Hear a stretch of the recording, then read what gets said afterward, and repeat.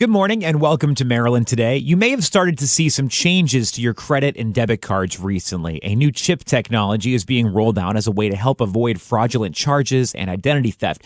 My name is Jeff St. Pierre, and joining me today is Nina Heck. She's the Director of Counseling and Client Services at Guidewell Financial Solutions. Thank you for coming in to see me today, Nina. Thank you, Jeff. Thanks for having me. Of course, as always. Now, the past year, let's talk about this. More than 32 million credit cards were compromised here in the United States, and that led to billions of dollars in loss. I remember hearing these stories in the news all the time. Yes. This past October, though, banks and credit card companies took a step toward curbing this problem. They were rolling out what they call the EMV or chip cards to customers. You may have started to see these in stores, too. Today, we're going to talk more about how these new cards work and how they're going to impact all of us. So, Nina, let's start things off right away. What exactly does EMV stand for? Okay, so EMV stands for Europay, MasterCard, and Visa. And these are the companies that develop the chip card. We often talk about this card as if it's just come out, like it's brand new, but actually it's been out for some time in many of the other countries around the world. Actually, my college ID had a chip on it, and that's how we did laundry. You slide the college ID in, and it took money off the chip, so I'm a little familiar with this. They have been around. It's just that a lot of people don't know them as yet. So the U.S. banks and the credit card companies initially waited to institute it because of the cost and the complications for the vendors that they would have to face as a result of it. So ultimately, they had decided to bite the bullet in October because the traditional credit cards were costing them a lot, as you said earlier, with the $32 million that was compromised. $12 was the cost for replacing each of those cards when people had to shut down their accounts, not to mention the billions of dollars that they had to cover in the fraudulent charges that occurred. So how are these new cards with the chips more secure than the ones that we have been using? So, Jeff, the chip technology is much safer in that versus sliding the card and your information being repeated over and over, the chip allows it to go in. You have a one-time code each time it's used, and this code isn't as much used to an identity theft in that it no longer that code that it issued no longer applies. So they're not going to be able to reuse that information again. Oh, okay, interesting. So Nina, how can you tell if you have a chip credit or debit card? So first off, Jeff, understand that you can have a credit card with this chip on the front as well as a debit card that has the chip on the front. And you'll know that you have it because it's a thumbnail-sized metallic rectangle on the front of the credit card. The card has a magnetic strip on it, and that hasn't changed. And if you really aren't sure, you can certainly contact the provider, whether it be your bank or credit union, whoever the one that gave you the card would know. Okay, so how are these new cards used? What's different about them here? So, Jeff, as I said before, unlike just sliding your card through, this card allows you to do what's called card dipping. So the card will actually go into the processor. Okay. And understand that it's not as quick as the slide was before, so it has to have time to read it. And you don't want to walk away from the transaction while you're waiting, so you need to make sure that everything has processed. It may take a little bit longer, but then you will retrieve your card. Okay. So when you use a chip credit card at one of the new terminals out there, do you still have to provide a signature? In most cases, you will. They actually have two different kinds of EMV card. One requires the signature, and the other requires a PIN number. Okay. So entering your PIN number connects the payment terminal to the payment processor in real-time transaction verification and approval. The U.S., however, is not really on top of this as yet. Okay. So this is something that we don't have to start memorizing PIN numbers for all of our credit cards at this time. Okay, but it's coming. It is coming. They are working on it, yes. Well, I understand that some merchants haven't quite changed over to these new chip card readers yet. How does this affect you if you already have one of these new cards, though? So you can still use it like you always have. You've got the magnetic strip, which you can still use on the machine. However, there's one change. Up until now, if your card had been stolen or hacked, the credit card company pretty much took care of all of but maybe $50, and sometimes they even waived that if your card was fraudulently used. Now, if a fraudulent purchase takes place in a shop or store that is not equipped with a chip technology, the merchant may be liable for the fraudulent charges versus the credit card company. So obviously there's a lot of incentive to get these merchants on board with having the technology in their stores. Yeah, and it definitely sounds like what you were saying earlier. The credit card companies are trying to cover their own backs here. Yes. Because they've been spending a lot of money on these fraudulent charges. Mm-hmm. Yeah. Well, is it possible that you could still be held liable instead? As long as you don't wait, again, time is of the essence. So you want to make sure that you're looking at your statements and that you report something timely if you notice something. Pretty much the same consumer rules apply as they have before. Okay. Are there any other situations where this new chip technology doesn't provide increased security? There's actually two. Okay. So there's no way for the chip to work if you're using your card online or if you're making a purchase over the telephone. So in these cases, you're still at that increased risk of being hacked or your identity being compromised. Well, it sounds like identity theft isn't exactly going away, even though it's becoming a little more difficult. It's still going to be around. So why don't we talk a little bit more about that? We're going to keep ourselves safe when we shop out there. So to start, what's the best way to prepare for maybe a trip to the mall? So again, I would just ask that if you're going into the mall, know what cards that you're carrying. You don't need your Social Security card. I'm certain of that. You only need to carry what cards you're going to be using. Limit that amount. Also, again, we have such wonderful clothing these days. They have inside zippers and secret pockets. It makes sense to put your cards inside versus carrying the purse. So anybody with the purse or, if you can put that locked in the trunk, you're probably much better off.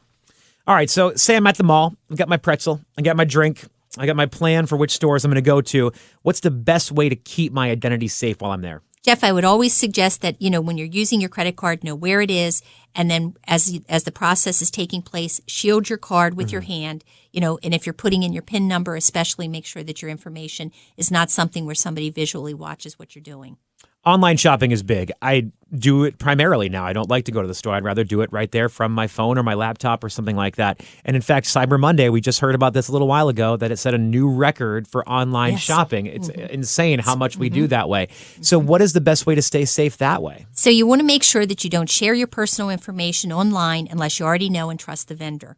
Also, avoid doing business with any kind of company that doesn't list their names, addresses, or telephone numbers. This is probably not somebody you want to be giving your information to.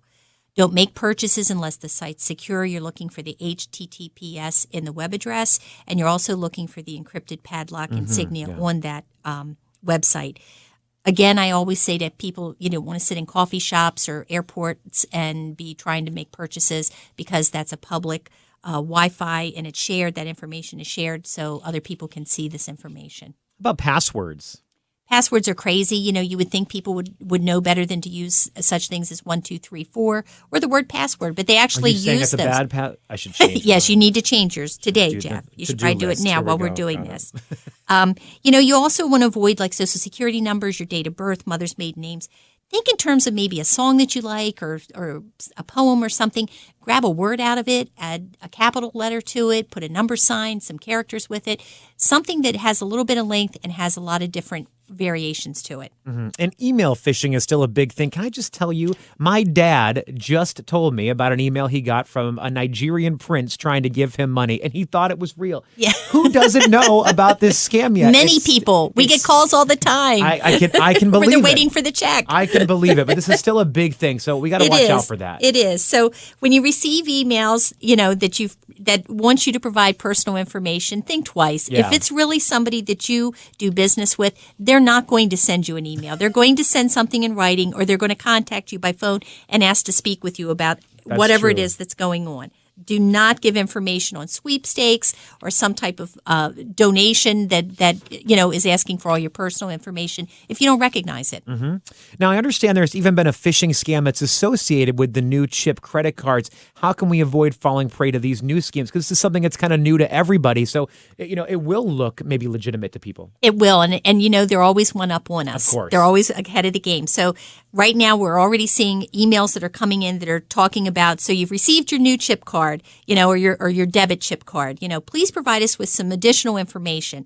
Again, if that bank or credit card company wanted information from you, you're going to get a letter or you're going to have a phone call from someone that you know from that bank or credit card company. So you don't want to answer or respond to these things. Actually, someone trying to fraudulently obtain your personal data is probably what they're after. And again, if they can convince you to fill in some information, then you've just lost your identity by responding to these phishing schemes.